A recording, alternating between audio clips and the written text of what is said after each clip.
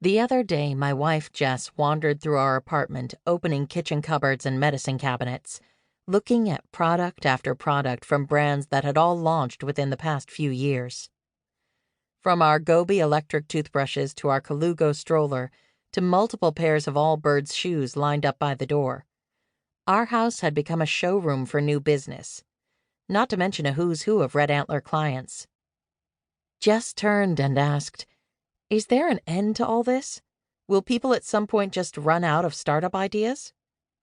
"Let's hope not," I said, "if we want Red Antler to stay in business." But I'm not worried. After all, think about every purchase you've made in the past year.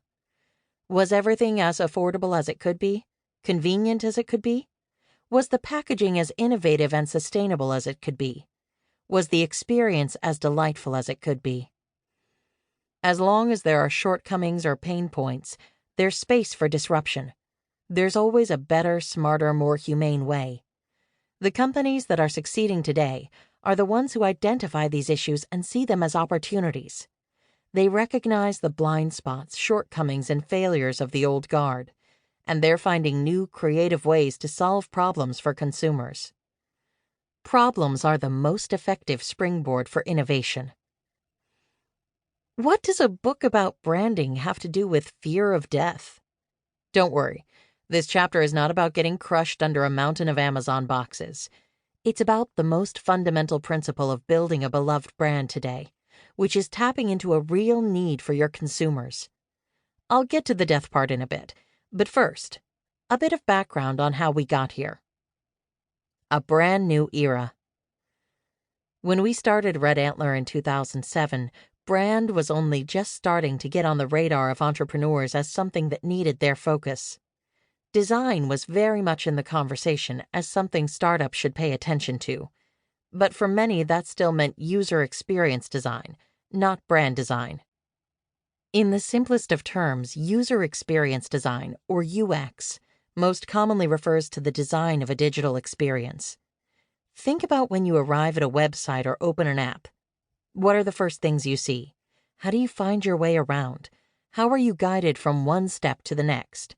Where do you need to touch or click or swipe? How are different features prioritized and arranged? Is how you use it intuitive?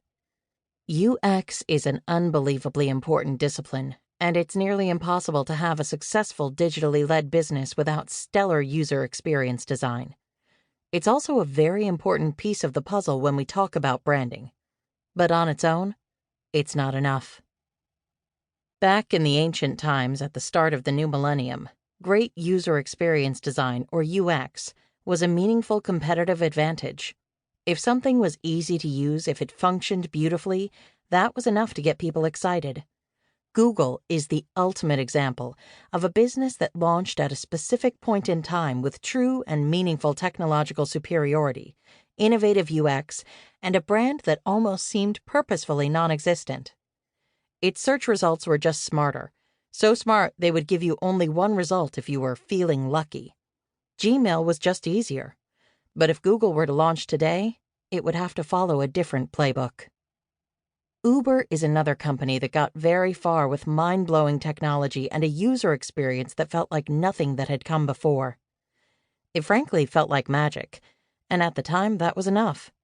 But even with all its success, Uber made itself vulnerable to Lyft and other competitors by not approaching brand through the right principles. Regardless, most businesses are not Google or Uber.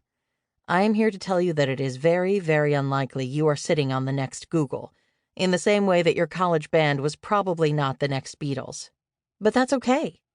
It is so unbelievably rare these days for a business to be meaningfully differentiated through its technology, or even its UX alone.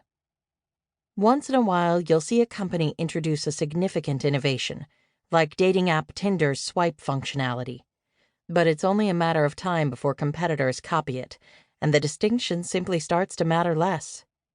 In most cases, UX is now more about elegance and simplicity than a major overhaul of how people are accustomed to having things function.